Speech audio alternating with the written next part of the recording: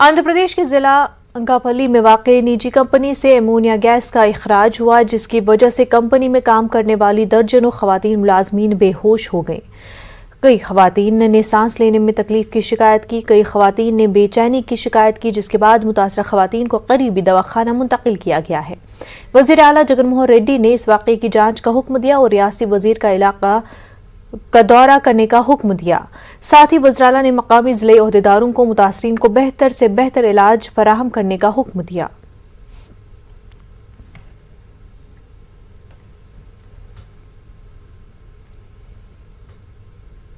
कुतुब मीनार के अहाते में नमाज पर पाबंदी का मामला तूल पकड़ता जा रहा है। अब ये मामला नई दिल्ली हाई कोर्ट पहुंच चुका है।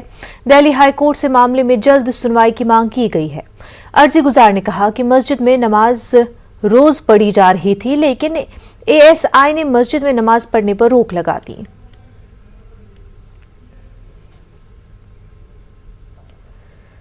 नेशनल हेराल्ड केस में मरकजी जांच एजेंसी एनफोर्समेंट डायरेक्टोरेट ने कांग्रेस लीडर राहुल गांधी को ताज़ा समन जारी किया है। जराये के मुताबिक ईडी ने उन्हें 13-14 जून को पेश होने को कहा है। कांग्रेस ने जुमेरात को कहा था कि पार्टी सदर सोनिया गांधी कोरोना वायरस से मुतासर हैं। हालांकि वो नेशनल हेराल्ड केस से मुतल्लिक मनी लॉन्ड्रिंग के इल्जामात की तहकीकात के सिलसिले में 8 जून को ईडी के सामने पेश होंगी। केंद्रीय जांच एजेंसी प्रवर्तन निदेशालय यानी ईडी ने एक बड़ी कार्रवाई को अंजाम देते हुए कांग्रेस के वरिष्ठ नेता राहुल गांधी को एक और पूछताछ का नोटिस भेजा है। यह पूछताछ की प्रक्रिया दिल्ली स्थित इसी ईडी मुख्यालय में होगी। 13 जून को राहुल गांधी को पूछताछ के लिए इस जगह बुलाया गया। हालांकि इस पहले भी एक नोटिस भेजा गया था और 2 जून को पूछताछ के लिए ईडी हेडक्वार्टर बुलाया गया था। और ये जो मामले की अगर बात करें तो ये मामला नेशनल हेराल्ड से जुड़ा हुआ मामला है। जिस तरह से नेशनल हेराल्ड मामले में केंद्रीय जांच एजेंसी सीबीआई ने मामला दर्ज किया था, उसके बाद साल 2014 में उसी मामले को आधार बनाते हुए बाद में ईडी ने उस केस को रजिस्टर्ड किया था। और जिस तरह से इस मामले में जैसे जैसे तफ्तीश का दायरा आगे बढ़ता गया, कई लोगों से पूछताछ हुई। और हाल फिलहाल की अगर बात करें तो जिस तरह से पवन बंसल से जो 12 अप्रैल को पूछताछ हुई, उसी पूछताछ के दौरान कई महत्वपूर्ण जानकारियां मिली। और उसके बाद इस मामले में आगे की पूछताछ के लिए 8 जून को सोनिया गांधी को और अब 13 जून को राहुल गांधी से ईडी पूछताछ करेगी। निश्चित तौर पर कहा जा सकता है कि इस मामले को लेकर राजनीतिक चर्चाएं शुरू हो गई है। लेकिन जिस तरह से राहुल गांधी की अगर बात करें तो हालांकि राहुल गांधी इस वक्त में भी विदेश में हैं और जिस तरह से बकायदा इस मामले को लेकर अब ईडी आगे की तफ्तीश कर रही है, देखना लाजमी होता है कि क्या 13 जून को भी पूछताछ की प्रक्रिया में राहुल गांधी शामिल हो पाएंगे या नहीं। वीडियो जर्नलिस्ट सोनू मंडल के साथ शंकर आनंद, न्यूज 18, ईडी मुख्यालय, दिल्ली। झारखंड हाईकोर्ट से रियासत के वज़ीर आला हेमंत सोरेन को झटका लगा है। हेमंत सोरेन के खिलाफ हाईकोर्ट में दायर बदनवानी के मामले में समाअत करते हुए हाईकोर्ट ने झारखंड हुकूमत की दलील को मुस्तरद कर दिया और कहा कि ये पीआईएल काबिल समाअत है। अहम बात यह है कि हुकूमत ने सुप्रीम कोर्ट में पीआईएल के खिलाफ एसएलपी दायर की थी, जिसके बाद अदालत ने हाईकोर्ट को कई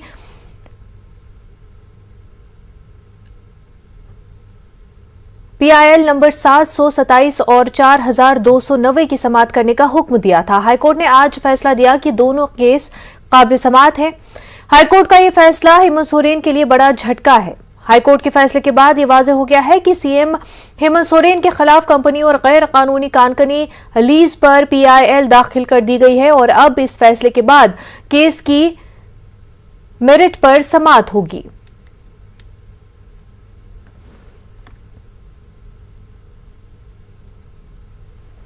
कर्नाटक में भयानक सड़क हादसा पेश आया। कुलबर्गी जिले के कमलापुरम में प्राइवेट ट्रैवल की बस ट्रक से टकरा गई, जिसके बाद मुसाफिरों से भरी बस सड़क के किनारे गड्ढे में गिरकर पोश हो गई। इस हादसे में 8 मुसाफिर झुलस गए हैं, जबकि 13 मुसाफिरों को बचा लिया गया है। हादसे के वक्त बस में जुमला 32 मुसाफिर सवार थे। जख्मी अफराद को कुलबर्गी एरिया अस्पताल में भर्ती किया गया है। हलाक होने वाले तमाम मुसाफिरों का ताल्लुक हैदराबाद से है।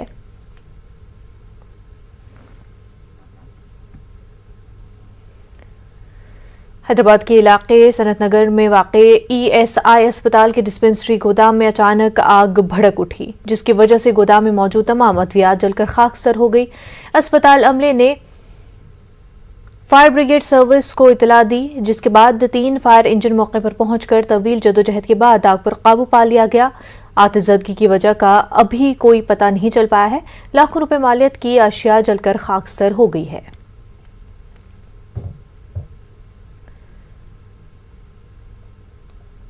सिद्धू मूसेवाला कत्ल केस में लॉरेंस बिश्नोई ने अपने साथियों की तरफ कत्ल को अंजाम देने का एतराफ किया है, ताहम उन्होंने खुद इसमें मुलव्विस होने से इनकार कर दिया। लॉरेंस बिश्नोई से पूछताछ के बाद दिल्ली पुलिस की स्पेशल सेल की टीम नेपाल पहुंच गई। पुलिस को शक है कि तमाम शूटर कत्लेआम के बाद नेपाल फरार हो गए हैं। पंजाब के वज़ीर आला भगवंत मान ने सिद्धू मूसेवाला के अहल खाना से मुलाकात की। भगवंत मान की मूसेवाला के गांव में आमद को लेकर कशीदगी थी। दरअसल गांव के लोग सिद्धू मूसेवाला की सिक्योरिटी में कटौती पर आम आदमी पार्टी हुकूमत के खिलाफ एहतजाज कर रहे थे। गांव वालों का इल्जाम है कि सिद्धू मूसेवाला को सिक्योरिटी में कटौतियों की वजह से कत्ल किया गया और वो इस कत्ल के लिए बराह रास्त पंजाब हुकूमत को जिम्मेदार ठहराते हैं। बता दें कि भगवंत मान की हुकूमत ने गुज़िश्ता हफ्ता सिद्धू मूसेवाला की सिक्योरिटी में कमी कर दी थी, जिसके एक दिन बाद उन्हें कत्ल कर दिया गया।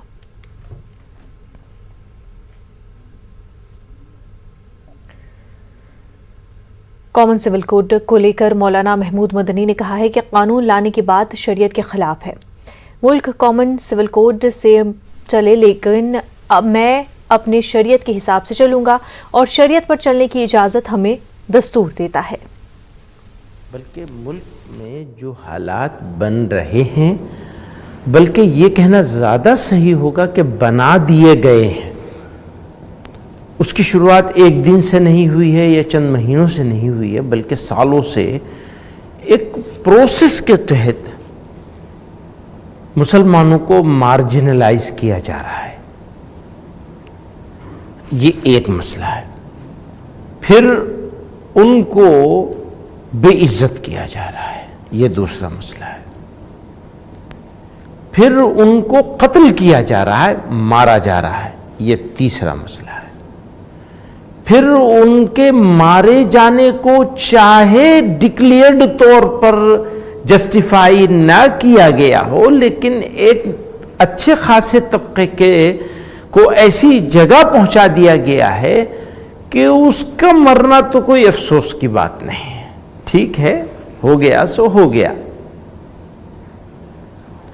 तो ये जो सिचुएशन है, ये मुल्क के सेहत के लिए बहुत ख़राब है। तो हमारे मुल्क को, हमारे देश को जिस जगह रहना चाहिए, उस जगह से अगर हटाने की कोशिश होगी तो हम मुसलमान लोग भी और हम ख्याल आम हिंदुस्तानियों को, लाइक माइंडेड लोगों को साथ लेकर इन लोगों से लड़ेंगे, इनकी मुखालिफत करेंगे, इनका डट के विरोध करेंगे और इनको किडनैप नहीं करने देंगे इस मुल्क को। मुल्क कानून से चलेगा, मैं शरीयत से चलूंगा। ये मुल्क के लिए नहीं बना रहे हम शरीयत, मुल्क के लिए नहीं बात हो रही है। ये इतने दिनों से मुल्क चल रहा है ना, इसमें क्या मुल्क की कहां बात आ रही है?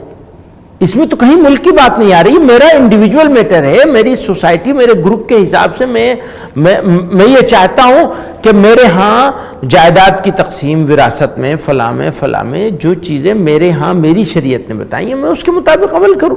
इससे मुल्क का क्या लेना देना? कंट्राडिक्टरी।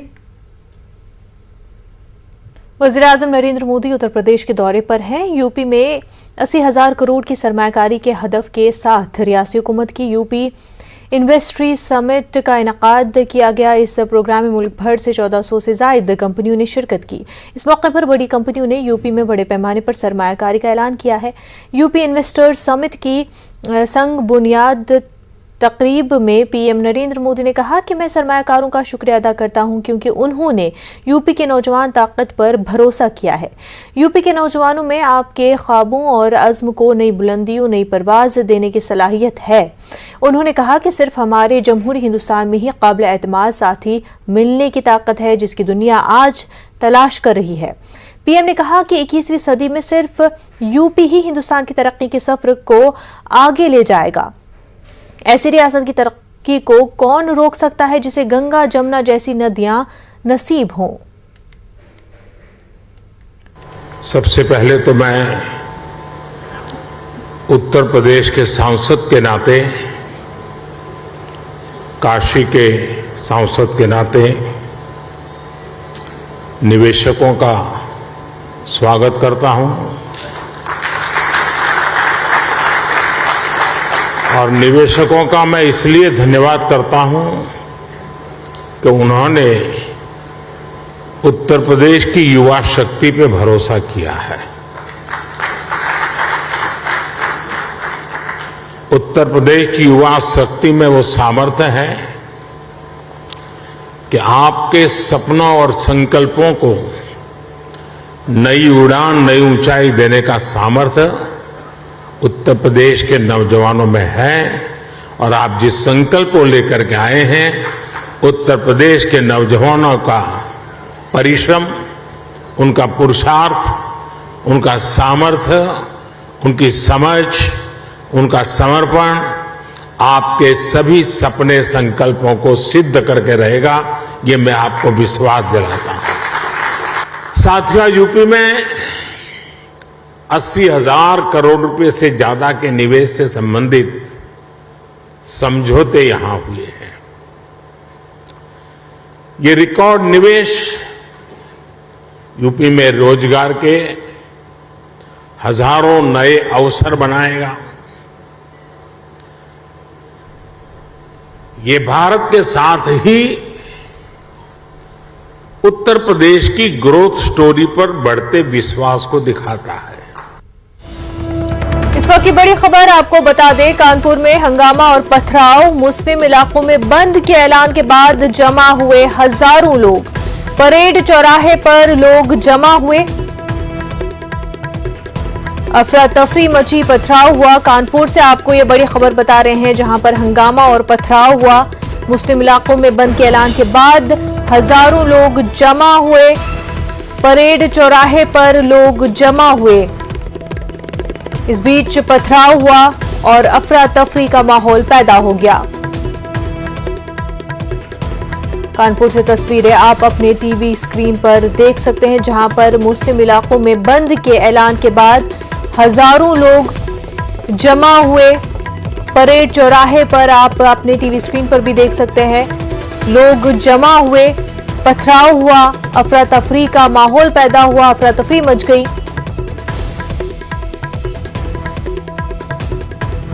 कानपुर से तस्वीरें आप देख रहे हैं, बड़ी खबर आपको बता रहे हैं। मुस्लिम इलाकों में बंद के ऐलान के बाद लोग जमा हुए, हंगामा हुआ, पथराव हुआ, अफरा तफरी मच गई।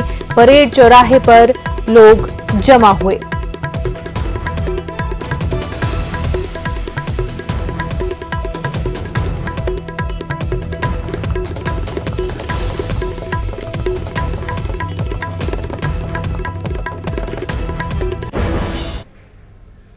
मुल्क में फिर कोरोना केसेस में इजाफा देखने को मिल रहा है। आज 4,000 से ज्यादा कोरोना के मरीज पाए गए हैं। वहीं 2,363 अफराद कोरोना से सेहतियाब भी हुए हैं, जबकि कोरोना की वजह से 24 घंटों में 10 अफराद की मौत हुई है। मुल्क में एक्टिव केसेस की कुल तादाद 21,177 है।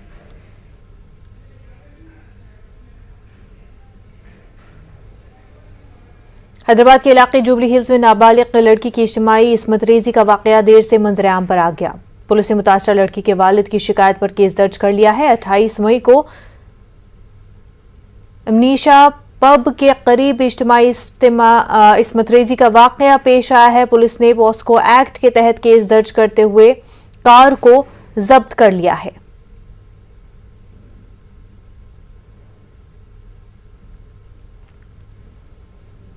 गाजियाबाद के इलाके थाना टीला मोड़ का एक वीडियो सोशल मीडिया पर तेजी से वायरल हो रहा है। बंद कमरे के अंदर एक नौजवान को मारा पीटा जा रहा है।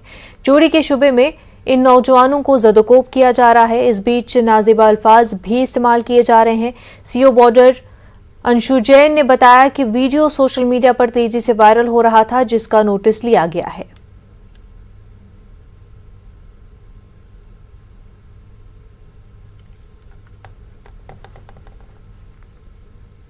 अमेरिका ने बैनुल-अक़वामी मजहबी आज़ादी से मुतल्लिक़ सालाना रिपोर्ट जारी कर दी है, जिसमें कहा गया है कि हिंदुस्तान में मजहबी मकामात और अक़लियतों पर हमलों में इजाफा हुआ है।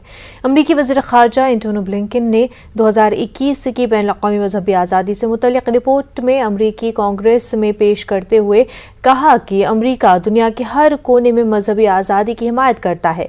अमरीकी वज़ीर ख़ारजा ने सालाना रिपोर्ट पेश करते हुए पाकिस्तान, अफगानिस्तान और चीन का भी जिक्र किया और कहा कि वहां भी अक़लियतों और ख़वातीन को निशाना बनाया जा रहा है।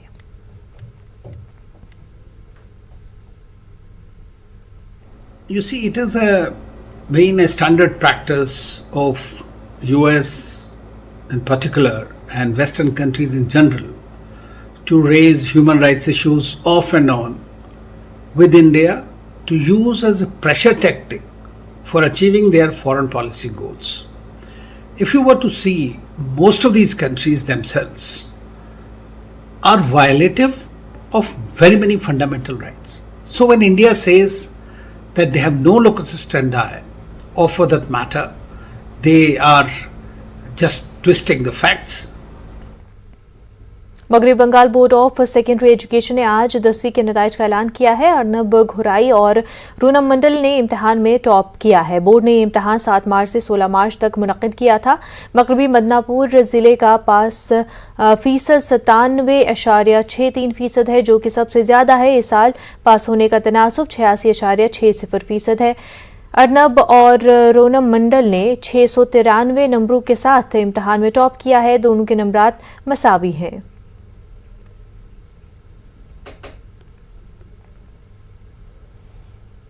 जम्मू कश्मीर में वाक़ बडगाम के इलाके मागरेपुरा चाडोरा में 2 मजदूरों को गोली मारकर जख्मी कर दिया गया।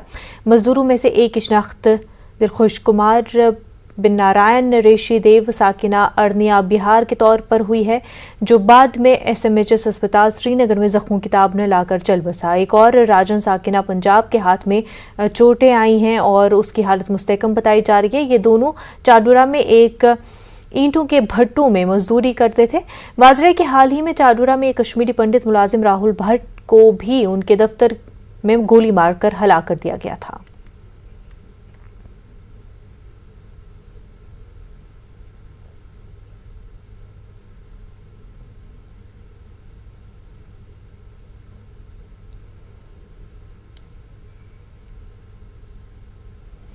हम सारे इधर कमरे में बैठे थे, 3 आदमी तो 4 आदमी इधर थे, जो जिससे दो आदमी इधर से आए तो वो यहाँ पे खड़े हुए तो जहाँ से गोली चलाया 2 फायर किया तो इधर को पीछे को झुकी के भाग गए। तो हमने सोचा भी कोई मजाक कर रहा है हमारे साथ। तो वो जब देखा तो लड़के में गोली लग गया था। तो हमने फिर उसको बोला, लाला को बुलाया, इसने फ़ोन किया और दूसरी दुकान वाला लड़का आया, वो फिर आए तो हमने ट्राली पे लोड करके लेके जाने लगे थे हॉस्पिटल में। वो बोला नहीं मैं जल्दी लेके जाऊँगा, मोटरसाइकिल पर बाओ। तो फिर मोटरसाइकिल पे खड़ा सदरगांव में, सदरगांव वालों ने जवाब दे दिया, बोला श्रीनगर ले जाओ। श्रीनगर गए तो रास्ते में डेड हो गया वो। अच्छा, ये कहाँ के थे और इनका पूरा नाम क्या था? किसका जो पूरा हो गया? जो गुजर गए। उसका नाम दिलखुश था, वो है था बिहार का रहने वाला। बिहार में इस वक्त की बड़ी खबर, बड़ी अफसोस की खबर, मशहूर कश्मीरी संतूर नवाज भजन सोपोरी का जस्द खाकी शमशान घाट पहुंच चुका है। दिल्ली के निजामुद्दीन में वाक़े शमशान घाट में आखिरी रसूमात अदा की जाएंगी। कुछ देर में मशहूर कश्मीरी संतूर नवाज भजन सोपोरी के आखिरी रसूमात अंजाम दिए जाएंगे। फनी मौसीकी से वाबस्ता कई अफराद मौके पर मौजूद हैं। आपको बता दें, कल मशहूर कश्मीरी संतूर नवाज भजन सोपोरी का इंतकाल हो गया। आज आपको बता दें, उनका जस्द खाकी शमशान घाट दिल्ली के निजामुद्दीन में वाक़ शमशान घाट में पहुंच गया है। आखिरी रसूमात अब से कुछ देर में अदा की जाएंगी। साथ ही फन मौसीकी से वाबस्ता कई अफराद मौके पर मौजूद हैं।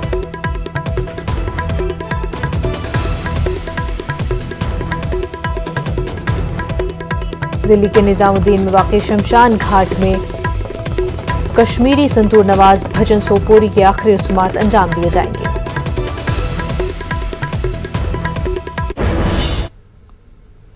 आगे बढ़ते हैं, वादी कश्मीर में टारगेट किलिंग्स के वाकयात के बाद कश्मीर में तैनात पीएम पैकेज मुलाजमीन और अक़लियती तबके के दीगर मुलाजमीन में काफ़ी खौफ है। दर्जनों मुलाजमीन अब अपने अहल खाना के साथ जम्मू मुंतकिल हुए हैं।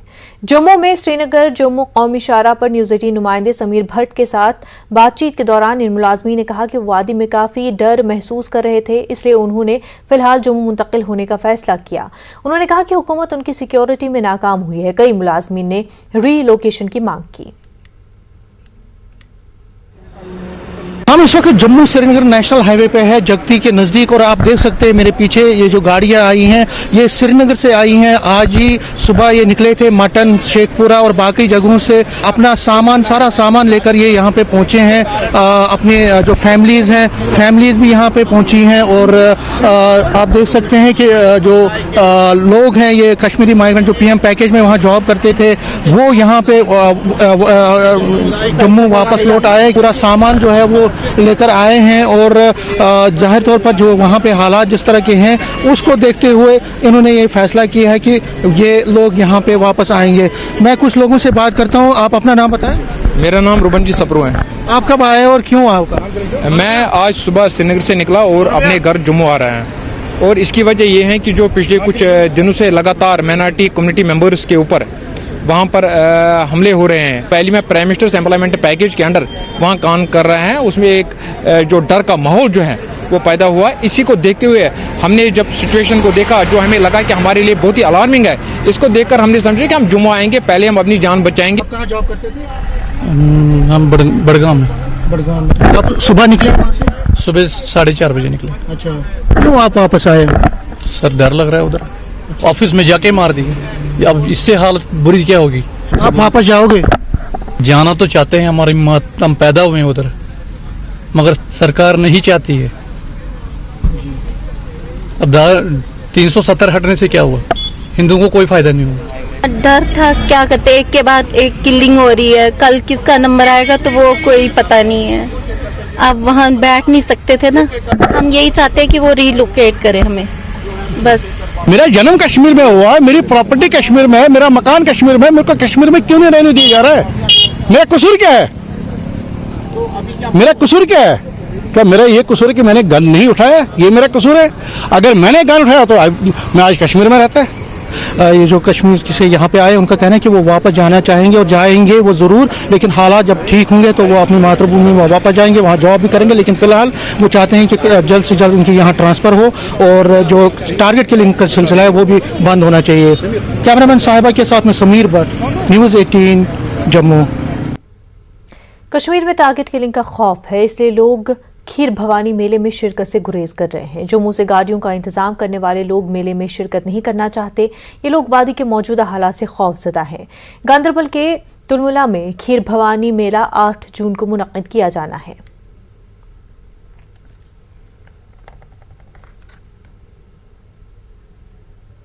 जम्मू कश्मीर में टारगेट किलिंग के वाकयात ने पूरे मुल्क को हिलाकर रख दिया है। इसके तनाजुर में आज दिल्ली में वजारत दाखिला की आला सतही मीटिंग तलब की गई।